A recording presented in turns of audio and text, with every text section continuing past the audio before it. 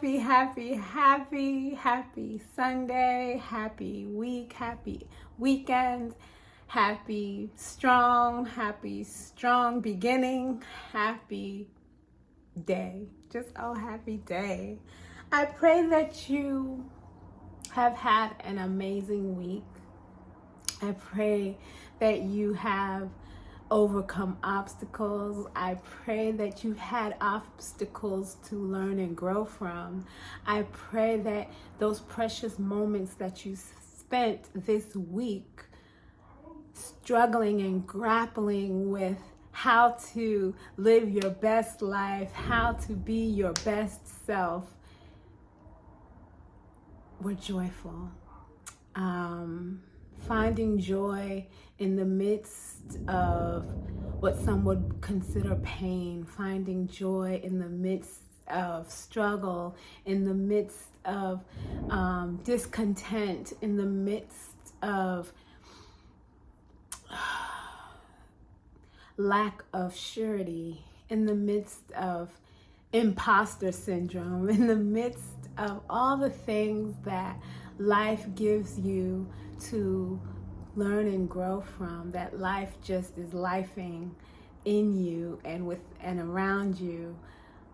These moments are moments of joy. They're moments that bring clarity. They're moments that really illustrate and bring to light how it feels and how precious it is to have moments of peace and to have moments of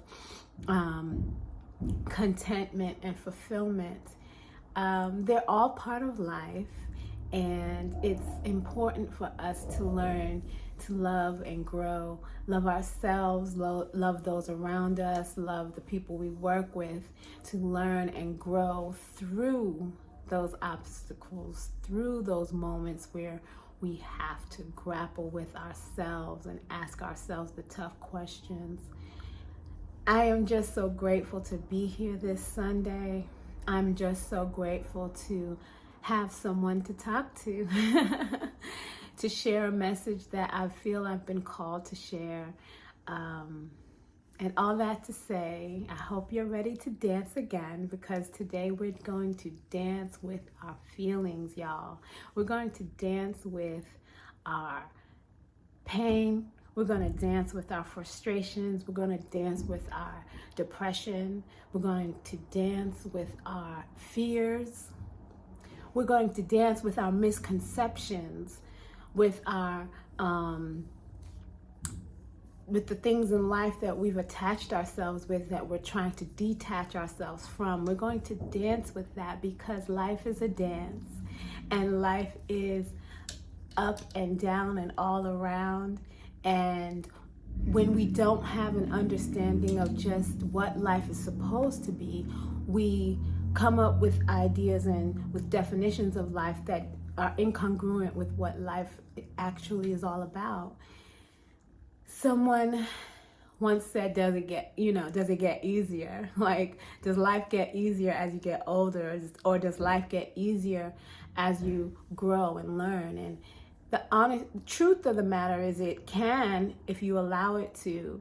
If you allow life to be just that, just living, just being, just experiencing, just growing, then life is good and life can always be joyous. But if we begin to attach ourselves to ideologies, to belief systems, to false senses of truth, i.e. the world around us that paints pictures of illusion, that helps us to turn our focus away from our heart space and our spirit space, and focus on our ego space, and to focus on materialism and consumerism, then yeah, life can be hard, because then you're going to measure yourself against these ideas. And that could be sad, and that could be what also drives a depression within you, a frustration within you, an anger within you, and that is what makes life hard. All these feelings have a purpose and have a reason. But before we get into, before we really dig deeper, I just wanted to tell you guys a story. Actually, we're 5 minutes in, but before we go any further, I just would like to take a few deep breaths with you. Just a minute. Just let's spend a minute just breathing normally. You don't have to be in a meditative state, but if you get there, that's wonderful. But let's just take a few deep breaths together, breathing in through our nose and out through our nose. Just regular deep breaths. The breath it contains life force, and the breath is often taken in shallow. We don't often deeply breathe into our diaphragm, in filling our lungs and allowing the oxygen to move through our entire body. We often breathe very shallow.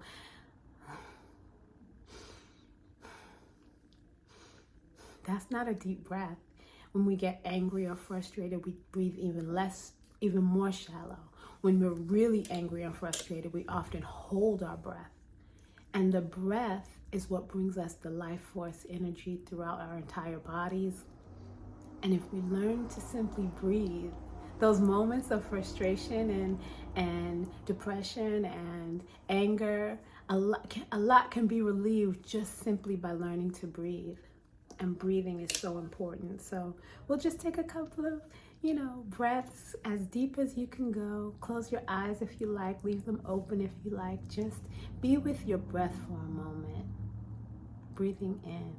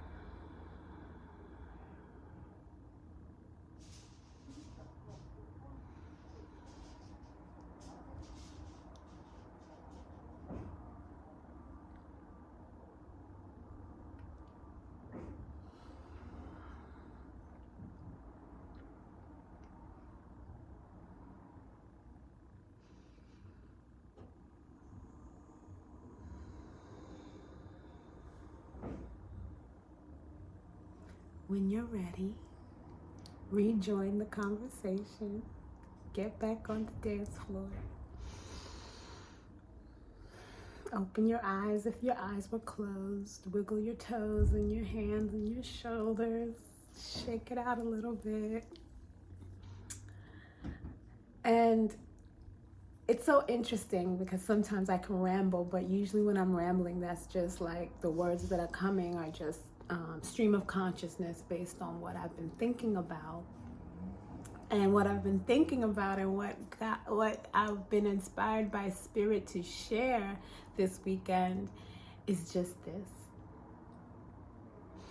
I was watching a program that I love, hosted by a woman that I admire, who is well off, but not, uber rich. She's surely in the top 10%, if not the top 5% of wealth earners.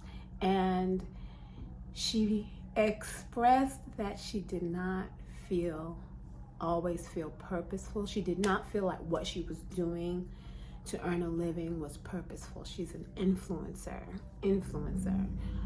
content creator. And ironically, she doesn't enjoy making content. Well, she does enjoy it, but she doesn't feel fulfilled or purpose-filled in the content that she's creating.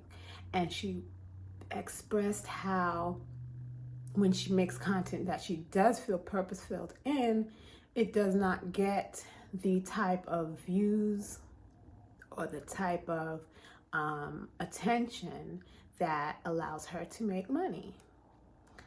And it's so interesting because she's friends with another popular content creator who has never chased the algorithm or chased the money. So it's so interesting how we can have an ideal or a belief wrapped in our mind and really focus on that, even when we have examples of the exact opposite, or examples of how to live a life that's completely fulfilled but also make money or be able to gain material wealth. It's important to note that studies have shown that rich people are more depressed than poor people, that poor people give away more money, and it's important for us, in the act of detaching ourselves from ideals and from the concept that the world has taught us, that we are purpose, that we have purpose because of what we do. During the process of detaching ourselves from this concept, we have to really open our eyes to what's around us, because what's around us is filled with examples of people who have been able to live a life that is fulfilled, purpose-filled, enjoyable, and financially advantageous. So this content creator mentioned this, and when she mentioned it, my spirit light up, because I really wanted to bring it to the forefront and talk about what it is that we do to ourselves that causes us pain and that causes us to feel unfulfilled. And I won't use the word purpose filled, because like I said before, you have purpose by simply being born. You have purpose by just existing. Your purpose is to live the life. Your purpose is to learn and grow. Your purpose is to share and serve everything that you've learned in your cycle of life, to share that, to inspire others to find peace and to find love and to find gratefulness in their lives. So if you are simply living and you serve your mother and you share with her the joy of being alive, of just simply being alive, the joy of seeing a butterfly, the joy of seeing a sunrise or a sunset, the joy of the ocean waves, the joy of a bumblebee pollinating a flower, the joy of your house plants, or the joy of laughter. If you're sharing that with your mother, you are serving a purpose. If you're sharing that, if you're consuming someone's content, if you're alone and you're consuming a view, you're serving a purpose. That view means a lot to that person. If you are just in the world alone, at the end of the day, you're never alone, because you're with God and you're serving the purpose that God gave you, which is to live. There's no greater purpose than to serve the purpose that God gave you, which is to live. So when I say purpose-filled, then there comes with the context of what people perceive to be their purpose. So I would rather use the word fulfilled. If the world dictates to you what it means to be fulfilled, then you will never be fulfilled. You will always be chasing an idea or an ideal of what fulfillment is. You have to define that for yourself. And once you define that for yourself, you live by that. If you are defining fulfillment by your ability to make money or to have a career, that's not your definition. That's been programmed into you. That's something that we've all been brainwashed to believe. This is why when people ask who you are, they expect you to not only tell them your name, but they expect you to tell them what you do. And they judge you. People judge you based on what you do. If you say that you're a housewife, there's a judgment. If you say that you are unemployed, there's a judgment. If you say that you're a tech CEO, there's a judgment. But what we have to detach ourselves from, and what this story is a prime example of, is that we have to detach ourselves not only from material things, but from ideals, from concepts, from brainwashing that has us really working and living in the world as less than who we are, as less than a child of God, as less than a spirit-filled human being having a spirit-filled being having a human experience.